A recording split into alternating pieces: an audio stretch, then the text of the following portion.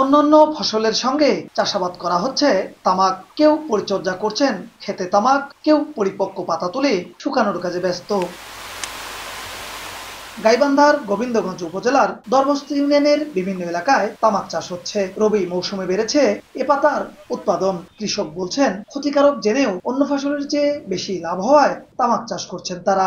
আর মাঠ পর্যায়ে কৃষি বিভাগের কোনো কর্মকর্তা এ বিষয়ে তদারকি করে না বলে জানান এলাকাবাসী। সব আবাদের সাথে আমরা তামাকের আবাদের উন্নতি বেশি পাইছি, এই জন্য আমরা তামাকের আবাদ করি। প্রতি একরে প্রায় 2.5 লক্ষ টাকার মতো পাওয়া যায়, মানে একবার চাষ করে। তামাকের কোনো উপকার নেই, খালি ক্ষতি, কিন্তু টাকা বেশি, এর সত্ত্বে মানুষ তামাবাদ করতেছে। এই হাতে ভাত খাওয়া যায় না, যত সাবান মাখেন আর যত কিছু দিয়ে মাখেন, হ্যাঁ, দুর্গন্ধটা যায় না বাবা। টাকা পাওয়া ছাড়া এটা তো আর কোনো উপকারিতা আসলে খুঁজে পাওয়া যায় না।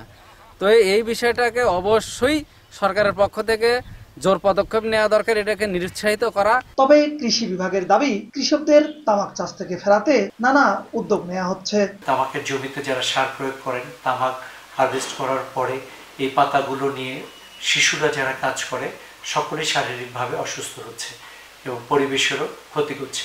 এই কারণেই আমরা তামাক চাষে কৃষকদেরকে নিরুৎসাহিত করছি। কৃষি বিভাগের হিসেবে গাইবান্ধায় 26 হেক্টর জমিতে তামাক চাষ হলেও মাঠ পর্যায়ে তা কয়েক গুণ বলে জানান এলাকাবাসী। বিপ্লব ইসলাম, সময় সংবাদ, গাইবান্ধা।